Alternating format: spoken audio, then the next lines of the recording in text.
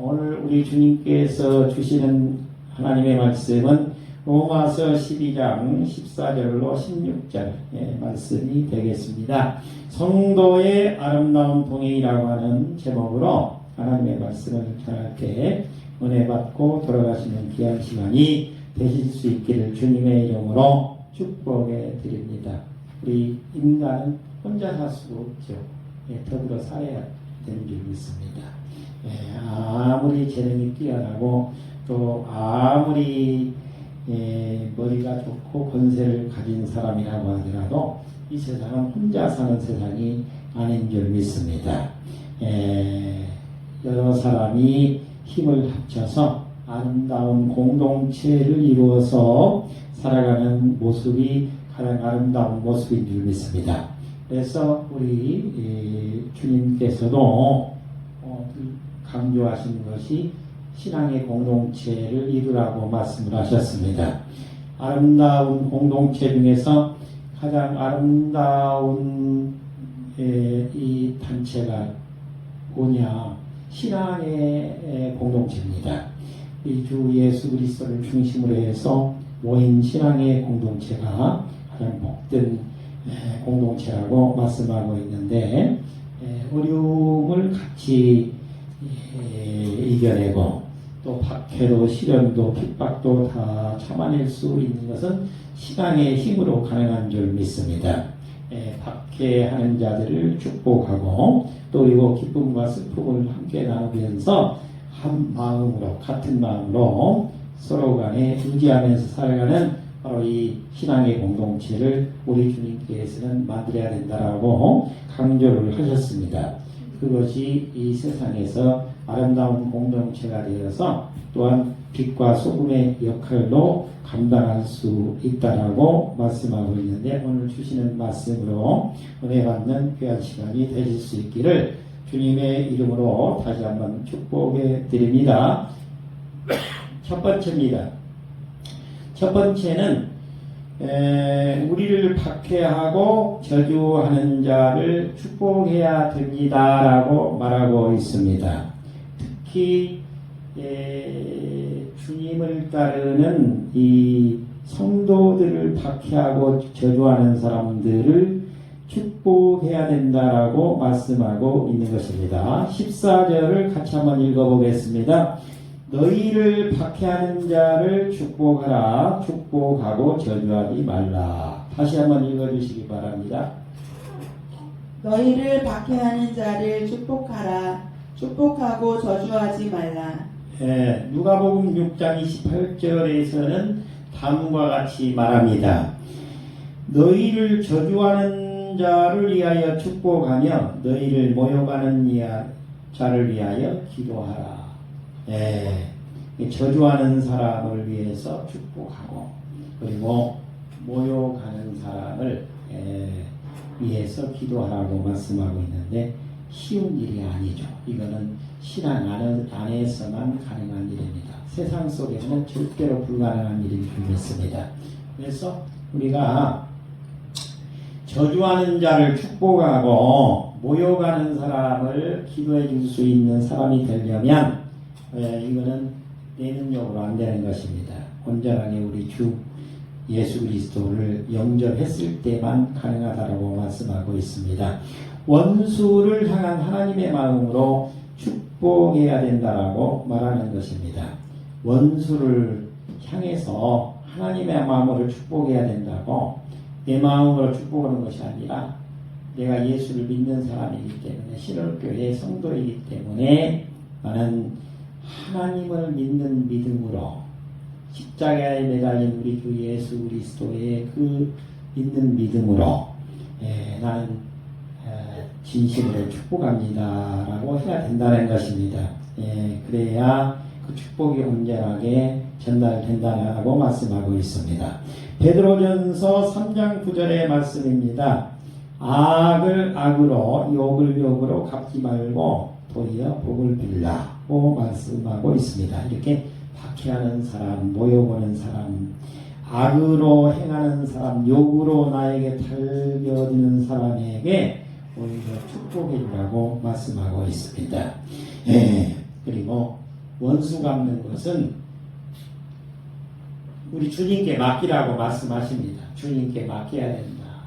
내가 원수를 갚으려고 하지 말고 우리 주님께 맡기라고 말씀하시는데, 신명기 32장 35절에 보면 원수 갚는 것이 내게 있으니 내가 갚으리라. 이거는 우리 하나님의 말씀입니다. 하나님께서 모세에게 주신 말씀이에요. 모세야, 네가 원수를 갚으려고 하지 마라. 내가 원수 대신 너 대신에 갚아주겠다 라고 말씀하고 있는 것입니다. 우리 주님께 다 맡기시면은 우리 주님께서 나에게 욕하고 달려드는 사람, 저주하고 나에게 나타난 사람, 이런 사람, 박해하고 나에게 달려드는 사람까지 다 우리 주님께서는 선한 목적으로, 선한 관계로 원상회복시켜 주신다. 즉 원수를 우리가 갚으면은 그야말로 말할 수 없는 그런 관계로 전진이 되지만, 우리 주님께서 개입해서 갚아주시면은 그 원수가 나오고 가장 또 친한 사람으로 바뀌게 된다라고 말씀하고 있습니다. 따라서 원수를 이 축복해 주는 것은 이 복음의 능력이라는 거예요. 예수 그리스도라고 하는 복음의 능력으로 해서 나타나는 삶이라고 말하고 있습니다. 박해하는 사람을 축복할 때 세상 사람들도 우리를 보고 예수 그리스도를 믿는 사람은 다르다 이렇게 얘기할 수 있다는 것입니다. 하나님께 이 원수 갚는 것도 하나님께 맡기고, 그리고 또 원수 갚는 것을 오히려 축복으로 바꿔주시는 것도 우리는 예수 그리스도 온전하게 믿음으로 우리 주님께 맡기면 우리 주님께서 축복에 이르기까지 다 우리 주님이 책임져 주신다고 말씀하고 있는 것입니다. 초대교회 시대에 많은 성도들이 박해를 받았습니다. 그 중에서 한 성도는 자신을 심하게 괴롭히고 핍박하는 사람을 위해서 매일 기도했습니다. 주변 사람들은 이해를 못했지만 그는 주님이 나를 용서하셨기 때문에 나도 그를 축복합니다 라고 말했습니다. 시간이 지나서 그를 박해하던 사람이 병에 걸려서 아무것도 할 수 없는 상태가 되었습니다. 바로 이때 그 성도가 찾아가서 정성껏 돌보고 기도해 주었습니다. 그 모습을 본 그 박해했던 자가 크게 감동을 받아서 결국 예수님을 믿게 되었다라고 말하고 있습니다. 이렇게 사랑과 축복은 사람의 마음을 바꾸는 하나님의 능력, 복음의 능력이 되는 것입니다. 따라서 하나님의 자녀된 모습은 뭐냐? 미움 대신에 축복을 선택해야 된다고 말합니다. 그리고 판단하는 것, 그리고 원수를 갚으려고 하는 것, 이거는 하나님께 맡기고 보복하는 대신에 기도를 택하면 좋은 결과로 이루어지게 만들어 주신다라고 말씀하고 있는 것입니다. 따라서 너희를 박해하는 자를 축복하라, 축복하고 저주하지 말아야 된다라는 말씀이 그대로 실천이 이루어지게 되는 것입니다. 두 번째입니다. 두 번째는 이웃과 함께 즐거워하고 우는 자가 되어야 한다라고 말씀을 하고 있습니다. 15절입니다. 15절을 같이 한번 읽어보시겠습니다. 즐거워하는 자들과 함께 즐거워하고 우는 자들과 함께 울라. 다시 한번 읽어주시기 바랍니다. 즐거워하는 자들과 함께 즐거워하고 우는 자들과 함께 울라. 예나 지금이나 이거는 거의 똑같은 것 같습니다. 세상이 좀 변해가지고 요즘에 사람들이 남의 말을 잘 들으려고 하는 시대가 아니죠. 잘 들으려고 하지도 않고 또 자기가 하고 싶은 말만 하고 그런 시대로 지금 변해 있습니다. 굉장히 이 사회 여러 가지 현상들이 많이 바뀌었는데 즐거워하는 자들과 함께 즐거워하고 우는 자들과 함께 울라고 말씀하고 있는데 이거는 우리가 세상을 살아가면서 관계에 있어서 이 공감 능력, 특히 사랑의 공감 능력을 발휘해야 된다라고 말씀하고 있는 것이죠. 고린도전서 12장 26절의 말씀인데요. 함께 기뻐하는 삶이 이 세상에서 가장 아름다운 삶이고 멋진 삶이라고 말하고 있습니다. 한 지체가 영광을 얻으면 모든 지체가 함께 즐거워하느니라. 나로 인해서 기쁨이 전달될 수 있도록 해야 된다는 것입니다. 한 지체가 기뻐하면 모두가 함께 기뻐한다. 우리 교회 안에서도 가능한 우리가 즐거운 분위기, 기쁜 분위기를 만들어서 모두가 함께 그 기쁨을 나눌 수 있도록 해야 된다는 것입니다. 함께 기뻐하는 생활이 아름다운 삶이 된다라고 말하고 있는 것입니다. 이웃이 기뻐하면 나도 기쁘고 또 내가 기뻐하면 반대로 이웃들도 나로 인해서 기뻐할 것이라고 하는 것입니다. 그래서 비교하거나 또 비판하거나 질투하거나 이렇게 하는 것보다는 오히려 내가 상대방에게 또 여러 우리 성도들에게 어떻게 하면 기쁨을 나눠줄까, 그 기쁨을 나눠주려고 하는 그 자세, 마음이 아름다운 신앙의 공동체를 만들어낼 수가 있고 또 교회도 살릴 수 있게 된다라고 말씀하고 있는 것입니다. 하나님은 우리에게 함께 짐을 나누지라고 말씀하고 있는데 갈라디아서 6장 2절에 보시면 너희가 짐을 서로 나누어지라고 말씀하고 있습니다. 어려운 일도 함께 나누어지면은 가벼워지는 것이죠. 또 어려운 일 당했을 때 따뜻한 말 한마디만 잘 들어도 위로가 크게 되는 줄 믿습니다. 어려울 때일수록 더욱더 우리가 위로하는 말 그리고 또 사랑의 말을 전달해야 할 필요가 있는 줄 믿습니다. 함께 기뻐하고 즐거워하고 또 함께 슬픈 일을 당한 사람에게는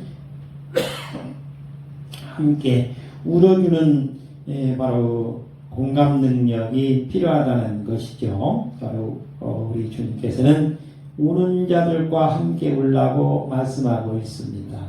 지금은 세상이 많이 좋아졌죠. 복지 시스템도 바뀌었고 그런데 지난주인가요? 제가 월요일날 목회뱅크에 가서 우리 목사님들하고 여기 만나서 그 목사님들이 돌아가면서 나오셔서 그 교회 소식을 전해주시는데 그 남원에서 오셨던 그 목사님인데 교회는 크지 않더라고요. 조그만 150명 정도 되시는 교회인데 남원에서 크게 모든 복지시설을 다 하시더라고요. 남원에도 시니어 클럽을 그 목사님이 이제 하신다고 하는데 예산이 한 350억 정도 된다고 그래요. 여기다가 복지관, 그 다음에 이제 무료급식, 그 다음에 장애인 또 시설, 그 장애인 유치원, 전라도에서 원래는 도에만 하나를 만들기로 되어 있는데 특별히 남원에서도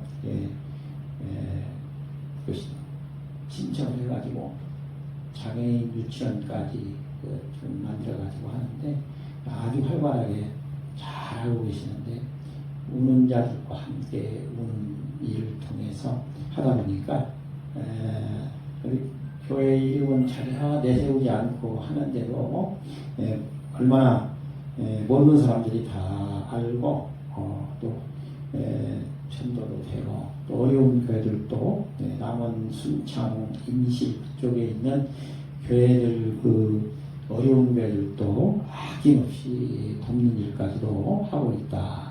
그런 말씀을 하시는데 많이 감동을 받았습니다. 우는 자들과 함께 우는. 그런데 사실은 그 목사님이 하시는 일은 자기가 그냥 하기만 하지 자기가 직접 그것을 하는 것은 아니고 모든 이제 그 시설을 담당하시는 분들을 채용하고 하는 거, 관리자를 중간에 두고 하는 거니까 아름답게 그 시설들을 잘 이끌어 나가고 계시더라고요.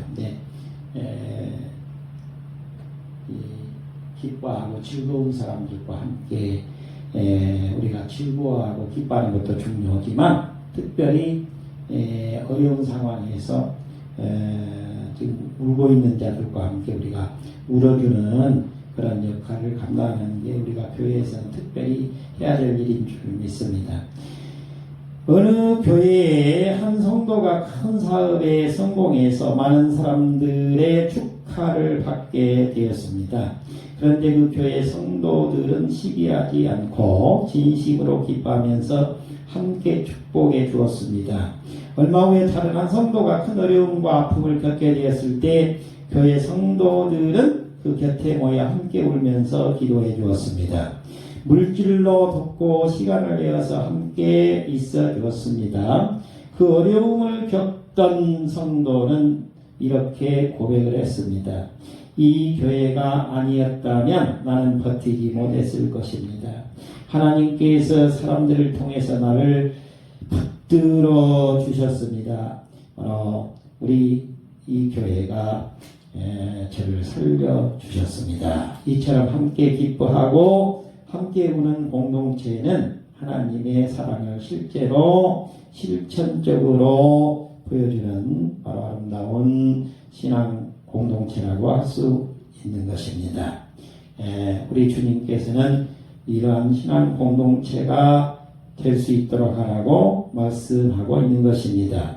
세 번째입니다. 세 번째는 같은 마음, 낮은 자세로 섬기는 자가 되어야 한다라고 말씀을 하고 있습니다. 16절을 우리 한 목소리로 읽어보도록 하겠습니다. 서로 마음을 같이 하며 높은 데 마음을 두지 말고 도리어 낮은 데 처하며 스스로 지혜 있는 채 하지 말라. 다시 한번 읽어주시기 바랍니다. 서로 마음을 같이 하며 높은 데 마음을 두지 말고 도리어 낮은 데 처하며 스스로 지혜 있는 채 하지 말라. 서로 마음을 같이 하는 것이 중요하다는 것입니다. 같은 마음을 갖는 것이 중요하고요. 마음을 높은 데 두지 말고 낮은 데 두고 스스로 지혜 있는 채 하지 말고 서로 돕는 그런 공동체를 만들어야 된다. 그러니까 같은 마음을 품는 그런 공동체가 되도록 해야 된다라고 말씀하시는 것입니다. 이것이 바로 예수 그리스도의 마음입니다. 우리 주님께서 우리에게 권고하고 있는 말씀이 바로 서로 마음을 같이 해야 된다. 그리고 너 혼자만으로는 이 일을 할 수가 없다. 아름다운 사랑의 공동체가 만들어지려면 마음이 서로 하나가 되어야 된다. 그리고 같은 방향을 향해서 나아갈 수 있도록 해야 된다라고 말을 하고 있는 것입니다. 필립보서 2장 2절의 말씀입니다. 마음을 같이하여 같은 사랑을 가지고 뜻을 합하며 한 마음을 품으라. 우리가 한 마음 한 뜻으로 우리 주님의 당부하신 그 아름다운 사랑을 실천하는 공동체를 만들려고 하면 반드시 아름다운 사랑의 공동체가 이루어지게 될 줄 믿습니다.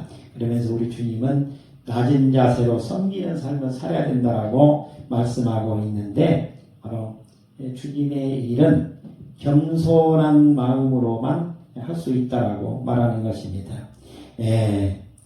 야고보서 4장 6절의 말씀인데요. 낮은 자세로 섬기는 자에게 우리 주님께서는 축복해 주신다고 말씀하고 있습니다. 하나님이 교만한 자를 물리치시고 겸손한 자에게 은혜를 베풀어 주신다. 이렇게 말하고 있습니다. 우리 주님께서는 겸손한 자에게 은혜를 베풀어 주십니다. 그리고 또 겸손한 자에게 은사를 주시는 것입니다. 우리 주님께서 주시는 은혜를 받으시고 또 우리 주님께서 주시는 은사로 주님께 영광을 얻을 수 있는 일을 하게 되면 주님께서는 반드시 그 사람을 쓰시는 것입니다. 그래서 교만한 마음을 우리 마음속에서 버려야 된다. 높은 데 마음을 두지 말고 낮은 데 마음을 두고 한마음 한뜻이 되어서 그 공동체 일원이 될 수 있도록 하라는 권면의 말씀인 줄 믿습니다. 그러면서 우리 주님께서는 또 강조하신 말씀이 뭐냐면 스스로 지혜 있다라고 여기지 말아야 된다라고 말합니다. 잠언 3장 7절의 말씀인데요.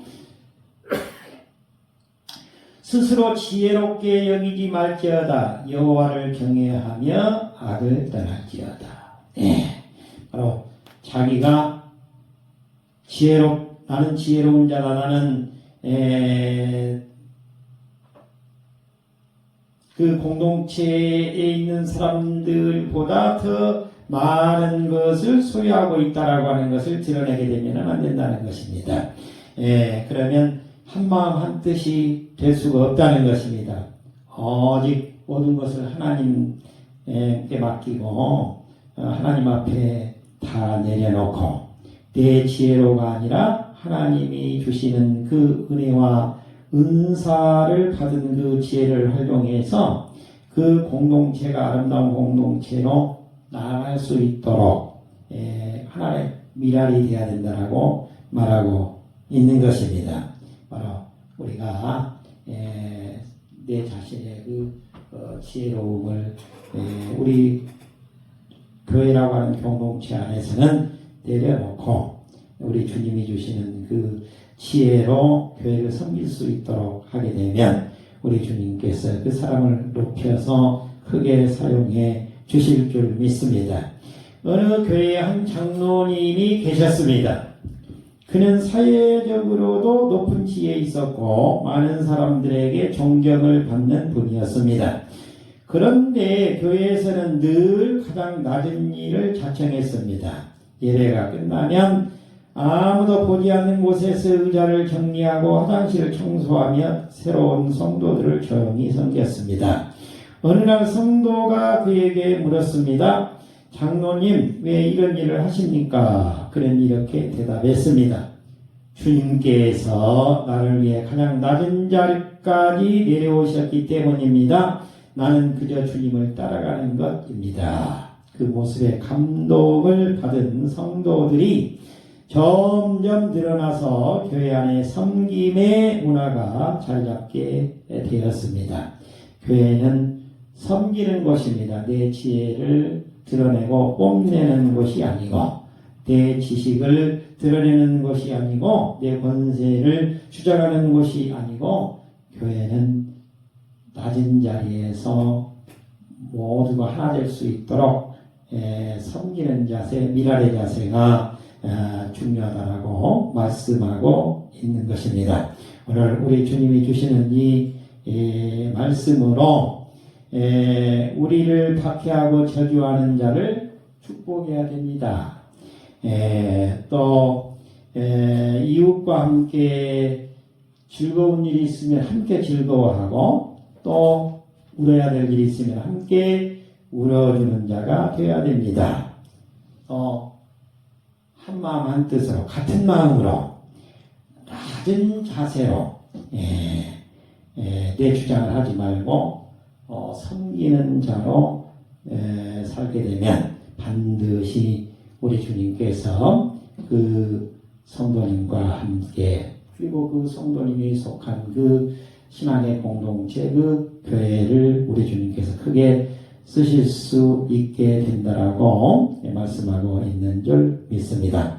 이 성도의 아름다운 동행은 사실은 교회 안에서는 특별한 능력을 필요로 하는 것이 아니라 하나 되게 하는 하나님의 말씀에 대한 순종, 작은 순종으로부터 시작이 되는 줄 믿습니다. 나를 힘들게 하는 사람을 향해서 축복해주고 이웃의 기쁨에 진심으로 기뻐해주고 또 아픈 성도 곁에서 함께 울어주고 기도해주고 겸손하게 낮추는 자세로 섬기는 본을 보이게 되면 그 공동체는 사랑이 충만한 공동체, 따뜻한 공동체가 되어서 하나님께서도 그 공동체를 크게 축복해 주셔서 큰 일을 감당할 수 있도록 만들어 주실 줄 믿습니다. 기도하겠습니다.